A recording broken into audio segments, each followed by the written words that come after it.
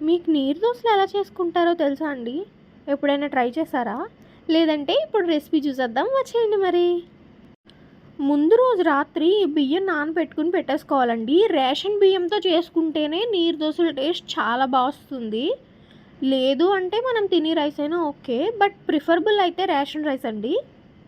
ముందు రోజు నానబెట్టుకున్న రైస్‌ని నెక్స్ట్ డే మార్నింగ్ బాగా వాష్ చేసుకొని మిక్సీ జార్‌లో చిన్న కొబ్బరి ముక్క యాడ్ చేసుకొని ఇలా స్మూత్‌గా బ్లెండ్ చేసేసుకోవాలండి. చాలా స్మూత్‌గా ఉండాలి బ్యాటర్. అందులో వాటర్ పోసుకొని బాగా మిక్స్ చేసుకోవాలి. సాల్ట్ వాటర్ పోసి చూసారా నీళ్ళలాగే ఉంది. అందుకే దీనికి నీరు దోస అని పేరొచ్చిందో ఏమో మరి. నీరు దోసలు రౌండ్‌గా, అందంగా అలా ఏమి రావండి. అలా ఎక్స్‌పెక్ట్ చేయకూడదు. ఎందుకంటే ఇలా పోసుకోవాలి పైనుంచి. ఇలా దోసలా తిప్పుకోవడానికి కుదరదు.